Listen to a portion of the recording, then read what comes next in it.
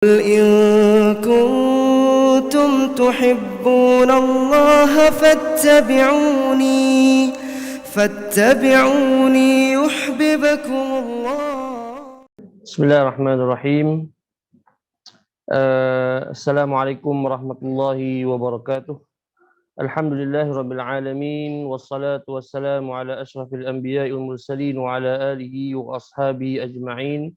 Rabbi shrah li sadri wa yassir li amri wa hlul 'uqdatam min lisani yafqahu qawli. Subhanaka la 'ilma lana illa ma 'allamtana innaka antal alimul hakim.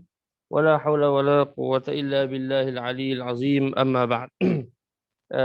InsyaAllah yang pertama kita merafakkan kesyukuran kepada Allah Subhanahu Wa Taala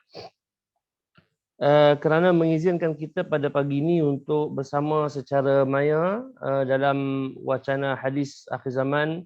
Saya tidak lupakan yang saya hormati saudara Irfan sebagai pengurusi kita pada pagi ini, dan juga sahabat saya Al-Fadhil Profesor Madya Dr. Ahmad Sanusi Azmi, pensyarah di Fakulti Pengajian Quran dan Sunnah, dan juga teman dekan di Fakulti Pengajian Quran dan Sunnah.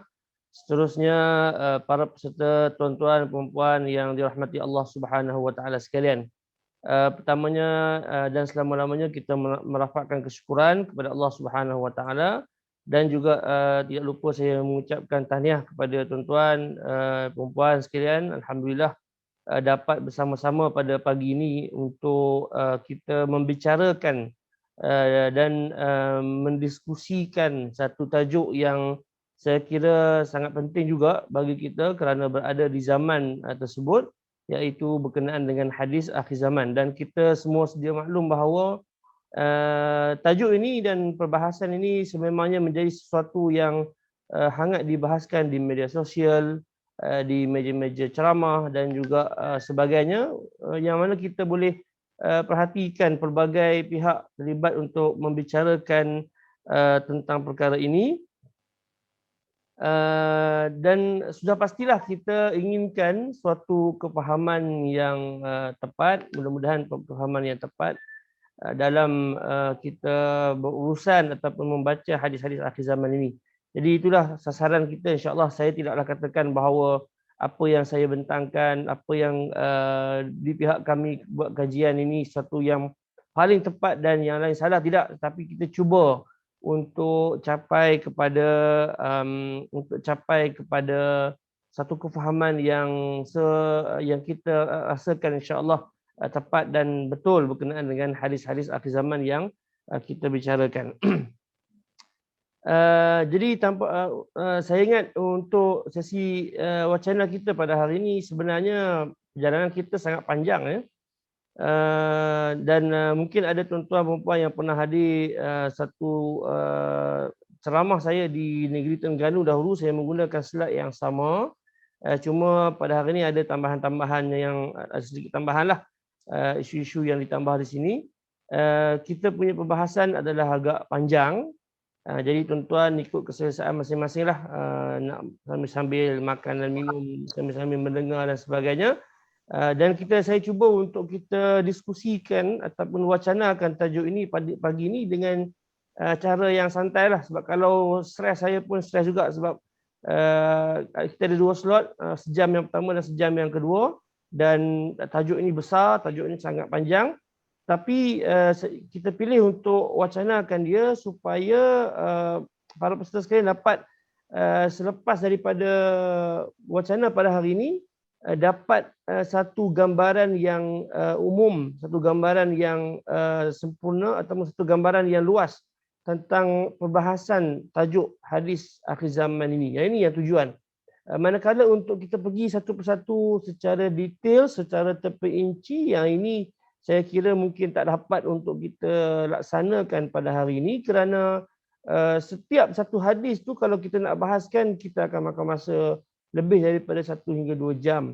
Jadi sasaran kita adalah untuk kita mendapatkan satu world view ataupun satu sudut pandang yang luas tentang hadis akhir zaman ni, supaya kita dapat faham bila orang sebut hadis akhir zaman ni, apa perbahasan dia dan apa perkara yang dibincangkan di dalam tajuk ini sebagaimana yang disebutkan oleh saudara Irfan tadi, ini adalah salah satu daripada bidang dalam pengajian hadis. Jadi insya-Allah kita akan cuba perhalusi dan juga untuk kita wacanakan perkara ini pada pagi ini insya-Allah. Baik.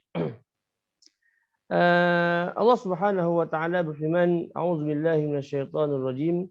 Fahal yanzuruna illa as-sa'ata an ta'tiyahum baghtah faqad jaa'a asyratuha fa anna lahum idza ja'atuhum dzikrahum." Kiranya golongan yang ingkar masih tidak mahu menerima peringatan, tidak mahu menerima peringatan yang diberikan kepadanya, maka tidak ada lagi yang mereka tunggu melainkan saat kiamat yang akan datang kepada mereka secara mengejut, kerana sesungguhnya telah lahirlah tanda-tanda kedatangannya. Kalaulah demikian, maka bagaimanakah mereka dapat menerima peringatan yang diberikan kepada mereka apabila saat kiamat itu datang kepada mereka. Baik, daripada ayat ini apa yang saya ingin highlightkan dan fokuskan kepada kita semua ialah Allah Subhanahu wa taala menyebutkan faqad jaa asyratuha. Maknanya kiamat ini, sebelum terjadinya kiamat itu, bila disebut kiamat maknanya suatu kejadian yang menghancurkan alam semesta seluruhnya, makhluk seluruhnya. Sebelum terjadinya kiamat itu, kata Allah, faqad jaa asyratuha, akan datang tanda-tandanya, akan datang kejadian-kejadian yang menunjukkan bahawa kiamat sudah hampir. Jadi kita ingin meneliti apakah tanda-tanda, apakah kejadian-kejadian ataupun peristiwa-peristiwa yang menunjukkan bahawa saat dan waktu kiamat itu hampir berlaku dan hampir datang melanda kepada manusia dan seluruh alam semesta.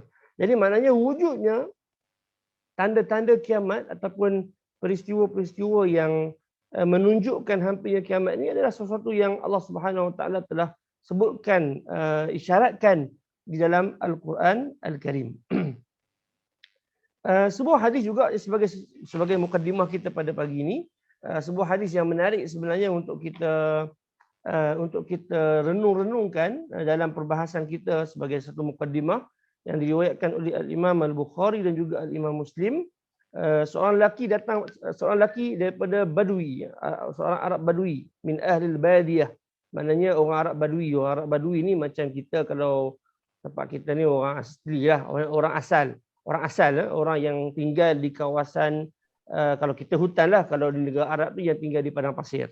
Jadi orang Arab Badui ni dia corak pemikiran dia sangat ringkas. Dia tidak berfikir panjang, dia hanya terus datang tanya soalan dan maknanya very simple minded, dia kata. Jadi datang orang Arab Badui ni, dia jumpa dengan Rasulullah. Ya Rasulullah, mata sa'atu qa'imatun.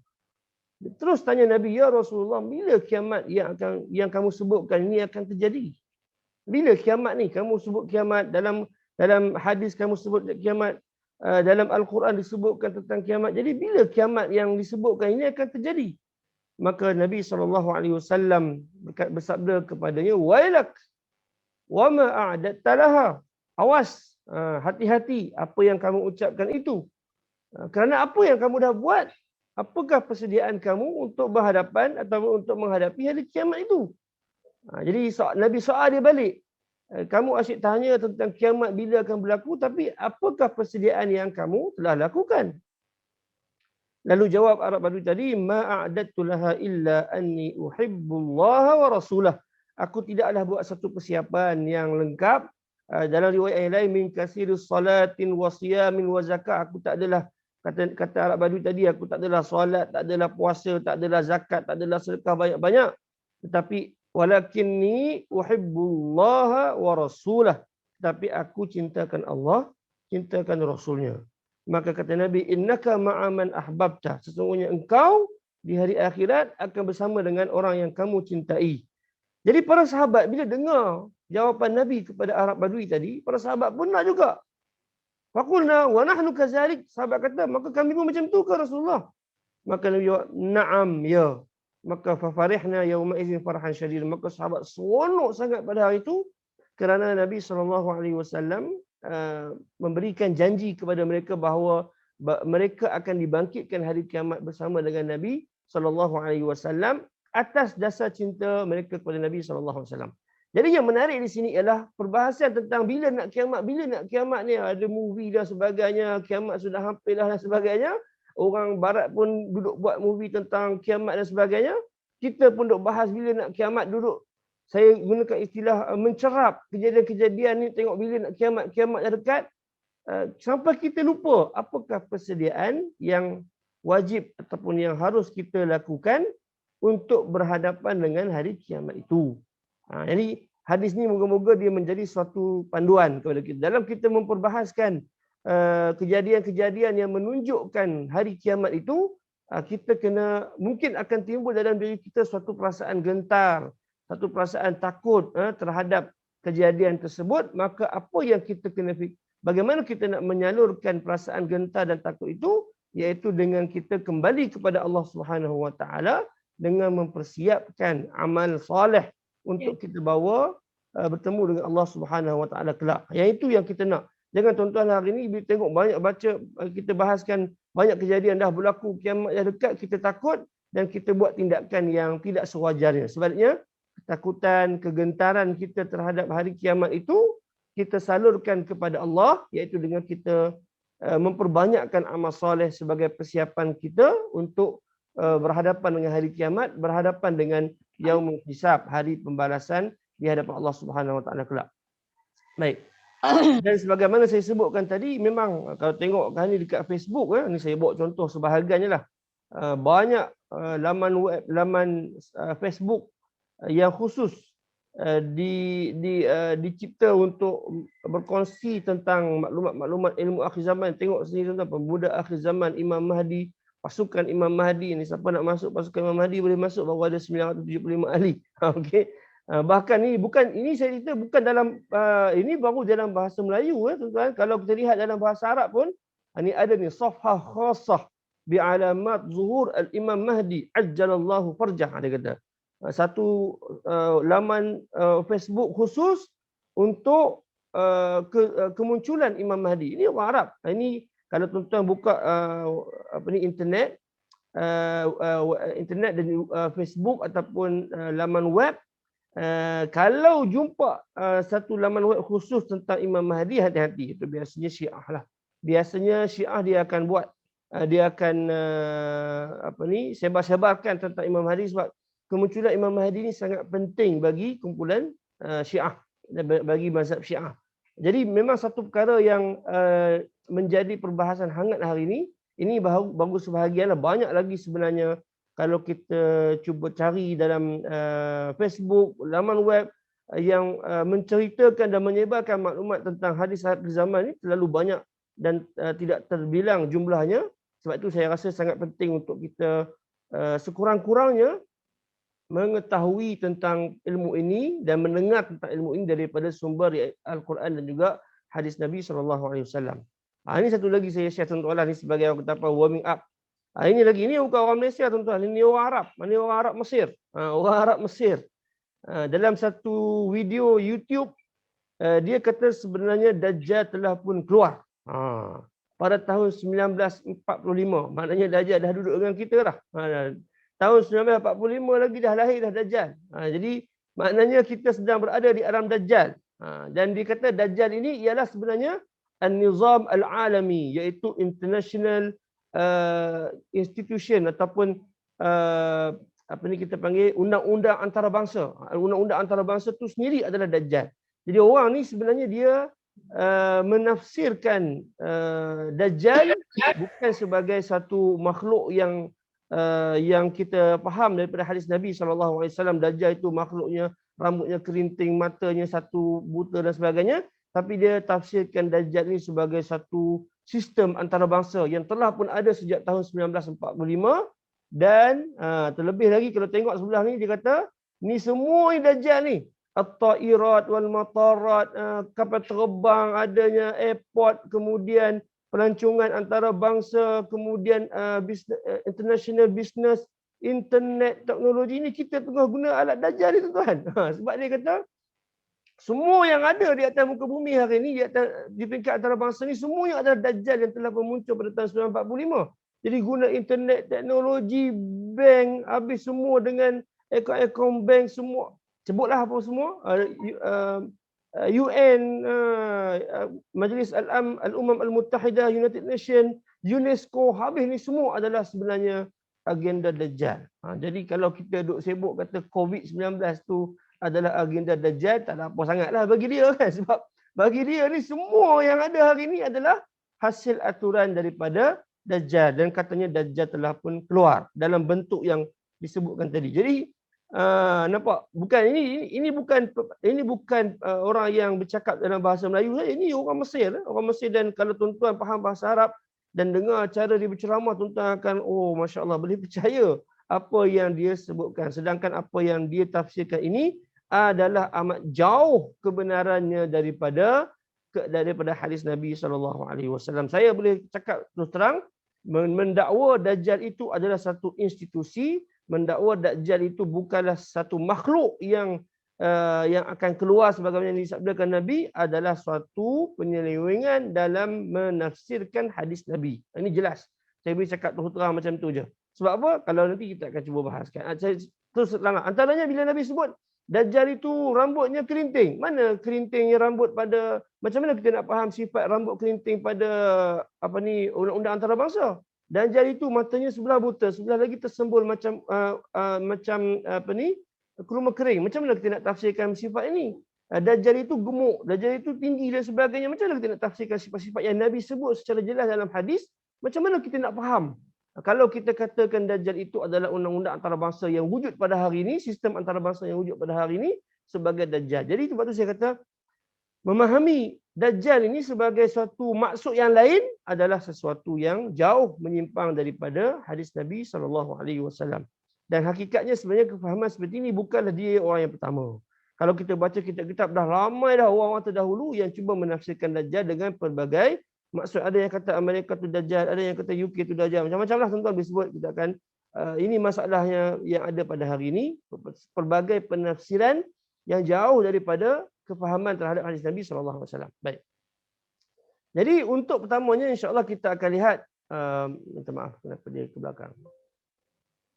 Oleh itu kita, sebelum kita memperbahaskan tentang tanda-tanda kiamat ni tuan-tuan, kita kena lihat terlebih dahulu apakah kaedah dan juga metodologinya. Kepentingannya, saya ingat ini tuan-tuan boleh bacalah, kepentingan untuk mempelajari hadis akhir zaman. Tadi kita sebut perbahasan yang sangat luas di kalangan pengguna media sosial, di kalangan masyarakat, semua orang duk bahaskan tentang hadis akhir zaman. Jadi memang penting. Di samping itu sebenarnya satu benda yang saya nak sebut di sini adalah poin yang kedua, petanda kebenaran Rasulullah SAW sebagai Rasul. Semalam dalam sesi wacana, sesi majlis ilmu dengan majalah Solusi, saya dah sebutkan perkara ini dan saya telah huraikan agak panjang lebar, iaitu kita ini umat Nabi Muhammad SAW, kita tak berpeluang untuk melihat mukjizat Rasulullah SAW dengan mata kepala kita. Ketika mana air keluar daripada celahan tangan Nabi, kita tak dapat lihat. Ketika mana bulan terbelah, kita tidak dapat lihat. Tetapi yang Nabi tinggalkan kepada kita selain daripada mukjizat Al-Quran yang merupakan mukjizat teragung Nabi SAW, ada lagi mukjizat lain yang kita boleh lihat, iaitu hadis-hadis akhir zaman.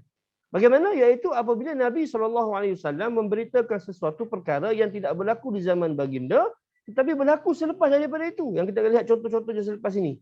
Jadi, kalau kita orang biasa lah, katakan tuan-tuan, tuan-tuan dengan orang lain, katakan ada kawan dia boleh bagi tahu apa yang kita nak buat sejam lepas ni. Katakan dijumpa kita, kata lepas sejam ni kamu akan makan nasi lauk, katakan masak asam pedas. Kita pun heran, kita pun tak tahu lagi, tak masak apa pun lagi. Tiba-tiba betul jadi macam mana dia cakap. Itu pun kita akan rasa begitu hebat dan dahsyatnya orang ini, dia boleh tahu apa yang kita nak makan.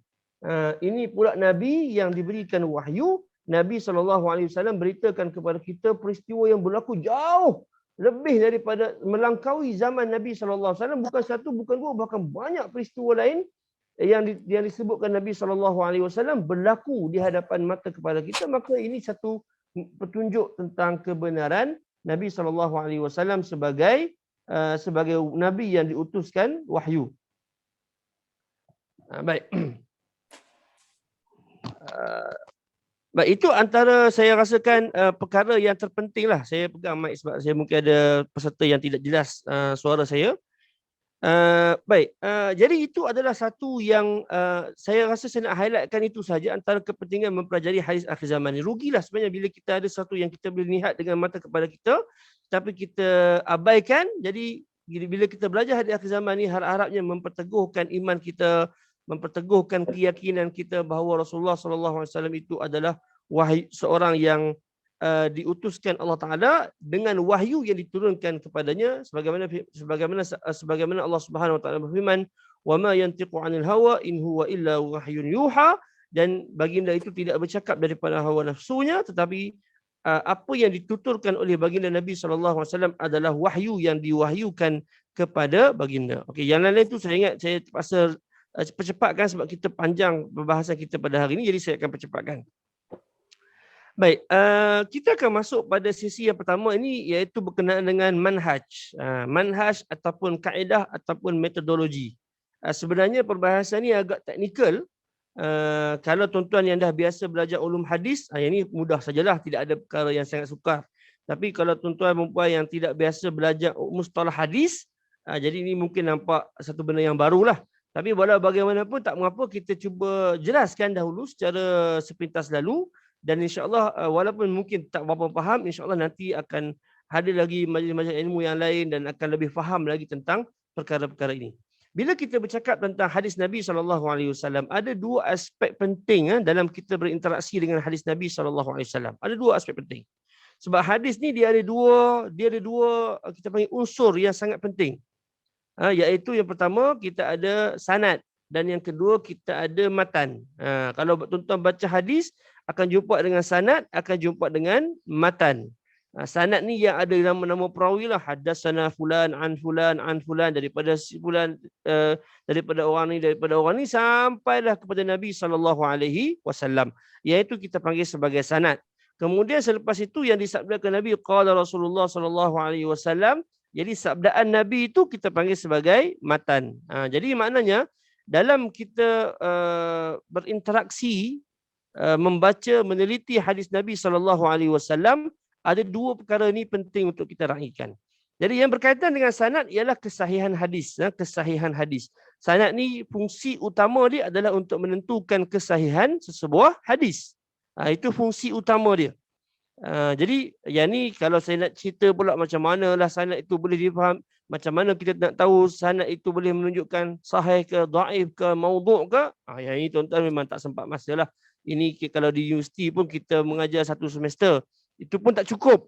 Perlu kepada perbahasan yang panjang untuk betul-betul faham tentang kajian sanad. Tetapi yang penting ialah dalam kita berinteraksi dengan hadis Nabi SAW, mestilah kita memastikan bahawa hadis itu hadis yang sahih, ataupun istilah yang lebih tepat adalah hadis yang makbul.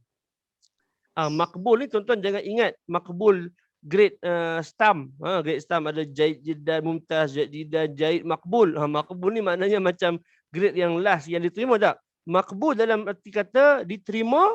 Di bawah makbul ni ada dua jenis, iaitu hadis sahih dan ada hadis hasan. Selepas tu pecah lagi kepada empat, sahih li ghairi, dan sebab itu panjanglah saya tak mau bahaskan.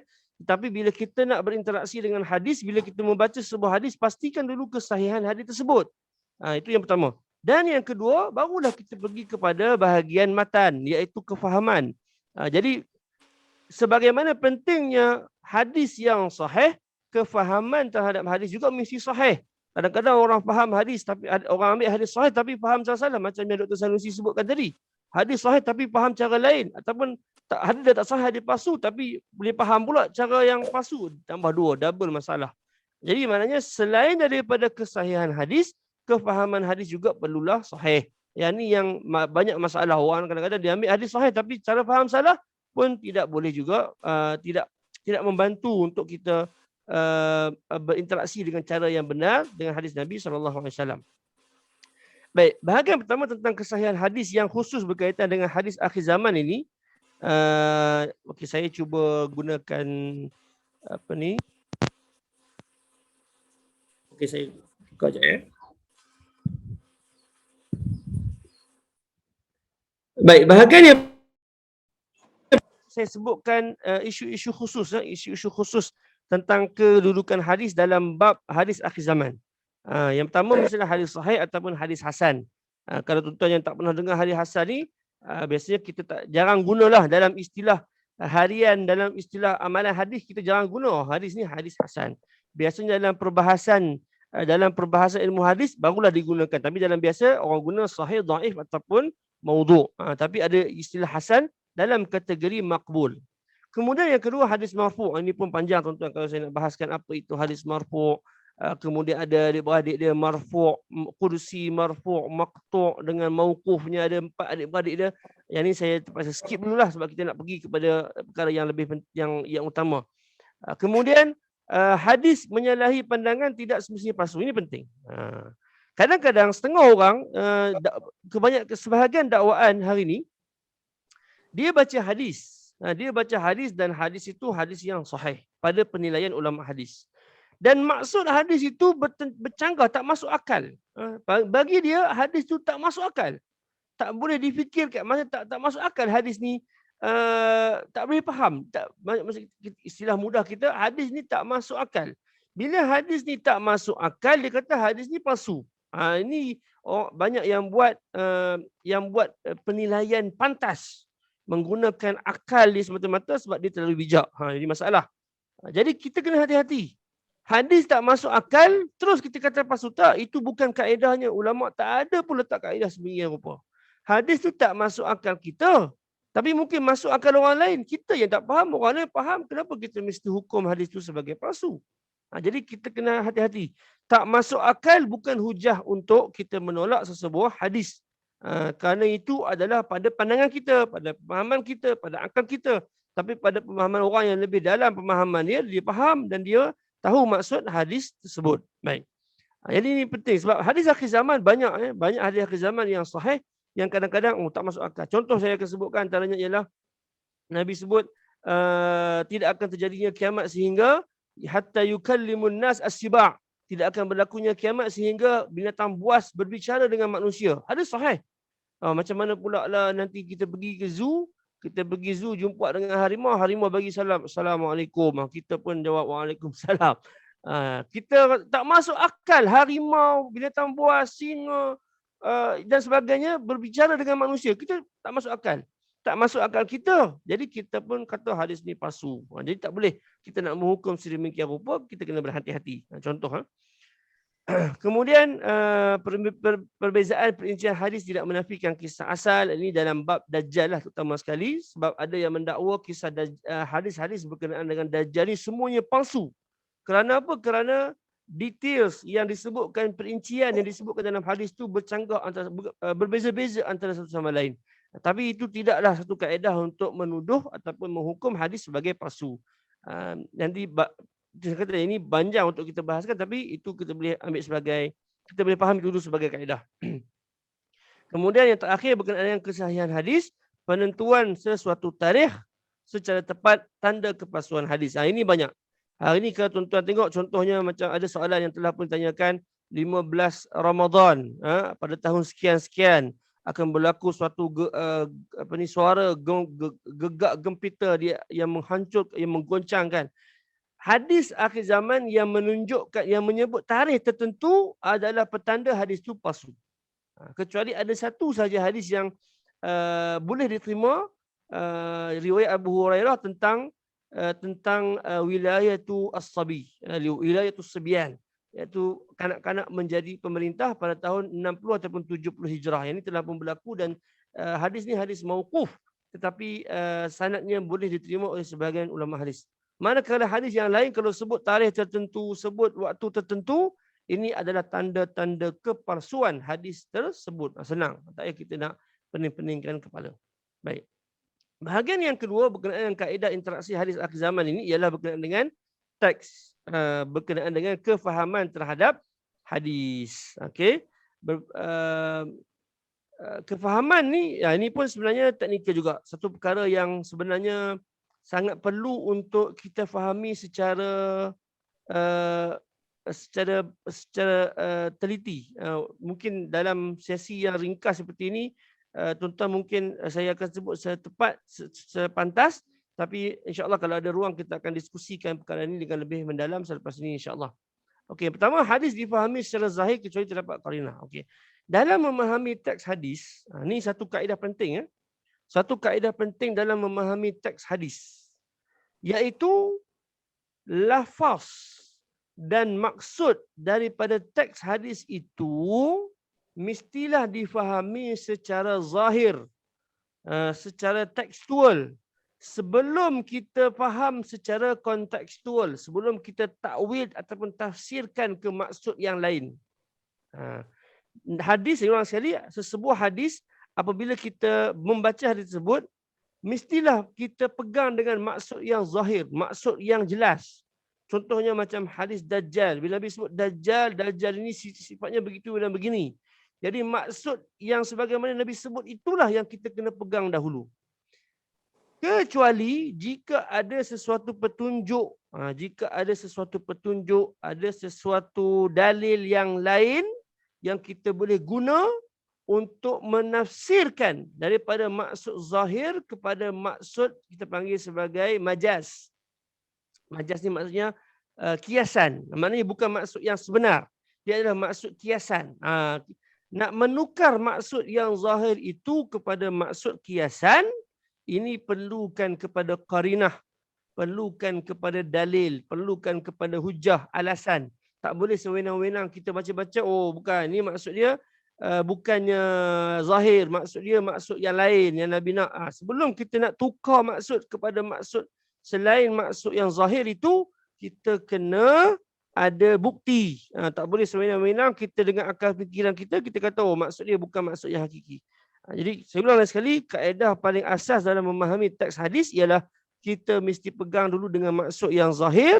Kemudian kalaulah ada dalil, qarinah, petunjuk lain yang memaksa kita tukar kepada maksud yang bukan zahir, barulah dibenarkan. Itu maksud yang kaedah yang penting dalam memahami hadis. Sebab hari ini ramai orang dia cerdik kan, dia cerdik, akal dia sangat advance. Bila dia baca hadis maka dia pun kata, oh maksud hadis ni adalah begitu dan begini, maknanya bukan maksud yang sebenar, Nabi maksudkan yang lain, ditafsir, ditakwilkan hadis tersebut. Qarinah maksudnya petunjuk, qarinah maksudnya petunjuk ataupun isyarat yang mengharuskan hadis itu ditafsirkan. Kemudian kefahaman terhadap hadis mestilah sedari dengan Al-Quran Karim, sebagai Al-Quran itu adalah wahyu yang asas, yang utama. Maka apa sahaja kefahaman daripada hadis yang bercanggah dengan Al-Quran, kita tolak tepi. Cuma sebelum kita dakwa hadis itu bercanggah dengan Al-Quran, bukan sewenang-wenang kita kata, oh ni bercanggah dengan Al-Quran, kita pun tolak hadis itu. Tak boleh. Kita bukan sewenang-wenang boleh kita nak dakwa hadis bercanggah dengan Al-Quran. Mesti ada kajian, mesti ada penelitian, mesti ada bukti, mesti ada hujah. Barulah kita boleh terima sesuatu dakwaan. Baik.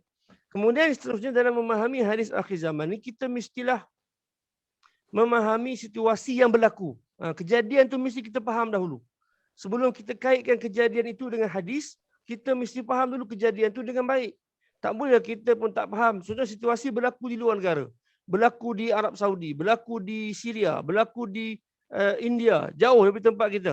Kita pun tak tahu apa yang berlaku di sana. Lalu kita sewenang-wenangnya kaitkan peristiwa itu dengan hadis. Kita pun baca apa yang media laporkan kepada kita. Kita pun tak tahu apa sebenarnya yang berlaku di sana. Jadi kita sewenang-wenangnya mengaitkan kejadian tersebut dengan hadis. Tadi dalam kita mengaitkan sesuatu situasi dengan hadis Nabi SAW, kita kena, selain daripada faham hadis, kita kena faham dulu situasi itu dengan kefahaman yang baik. Maklumat yang sampai kepada kita itu mestilah maklumat yang tepat, maklumat yang betul.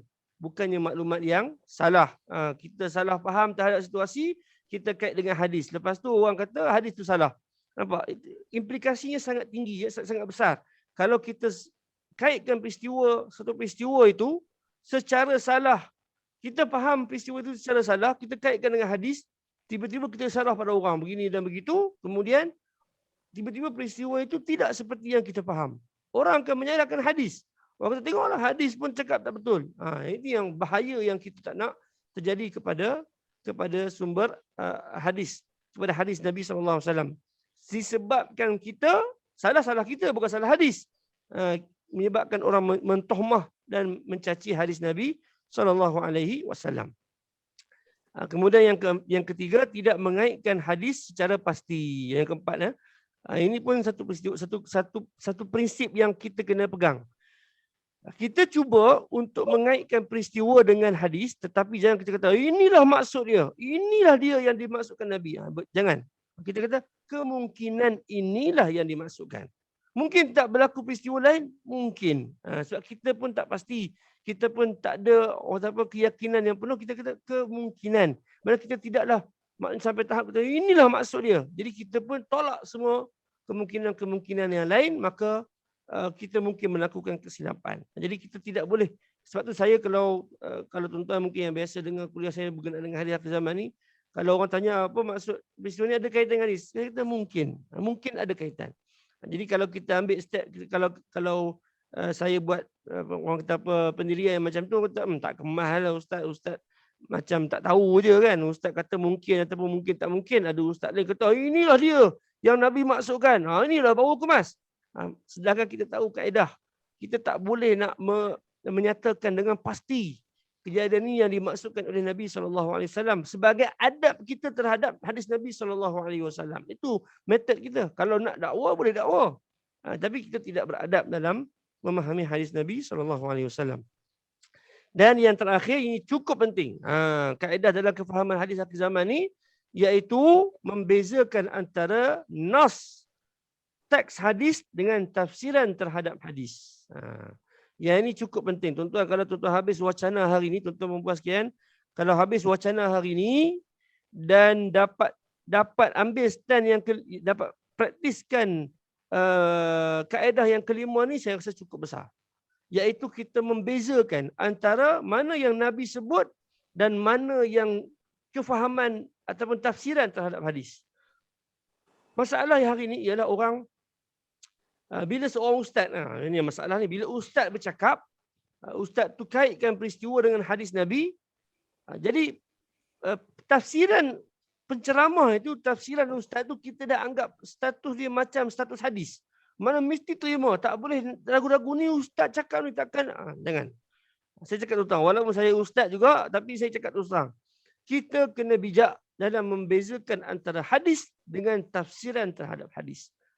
Teks hadis kita tak boleh tolak. Jika hadis itu hadis yang sahih, hadis yang makbul, maka kita tidak boleh tolak sebagai ahli sunnah wal jamaah, kita menerima hadis yang sahih. Tetapi tafsiran terhadap hadis boleh jadi salah, boleh jadi betul. Dalam arti kata yang lain, tafsiran terhadap hadis boleh dibincangkan. Kalau kita tak nak terima pun boleh dengan hujah-hujah yang kita ada, ataupun kita nak batalkan ataupun nak memperbaharui tafsiran, boleh, tak ada masalah. Tapi teks hadis tak boleh kita nak tolak jika hadis itu hadis yang sahih. Jadi sebab tu saya kata kena bezakan antara hadis dan juga tafsiran terhadap hadis. Hari ini contohnya saya bagi contoh lah kan. Orang duk bahas tentang Dajjal. Sebut Dajjal tak habis. Hari ini banyak sangat sebut Dajjal ni. Kan? Orang sebut. Dia baca satu hadis tentang Dajjal. Kemudian dia pergilah teori konspirasi, tarik daripada mana-mana kisah, tarik masuk. Sebut hadis tu sekejap je, dalam 2 minit. Tapi yang tambahan tu, yang lain-lain tu, sebelum sampai kepada peristiwa Dajjal tu, lebih 2 jam dibahaskan, diceritakan teori itu, kisah ni, kisah itu dan sebagainya. Jadi orang tak boleh faham. Orang dah mula anggap apa yang kisah diceritakan itu adalah sebahagian daripada hadis. Sedangkan tidak ada kaitan langsung dengan hadis. Hadis cerita lain, tetapi cerita yang dibawa itu yang nak dikaitkan dengan hadis itu langsung tidak ada kaitan. Bahkan kalau kita tak mau terima pun, tak berdosa sama sekali. Bahkan lebih baik kita tawakuf, kita hati-hati dengan penafsiran yang sedemikian rupa. Ini cukup penting, tuan-tuan. Cukup penting. Kaedah cukup penting saya sebut kepada tuan-tuan sekalian. Hadirin dan hadirat sekalian. Saya ulang banyak kali sebab kaedah ni kalau tuan-tuan boleh pegang, insya-Allah banyaklah kita selamat daripada salah tafsir terhadap hadis. Membezakan antara teks hadis dan juga tafsiran terhadap hadis. Teks hadis tak boleh tolak jika hadis itu hadis sahih. Tetapi tafsiran hadis kita boleh bincang. Kita boleh terima, kita boleh tolak, kita boleh bahaskan, kita boleh perbaharui dan sebagainya.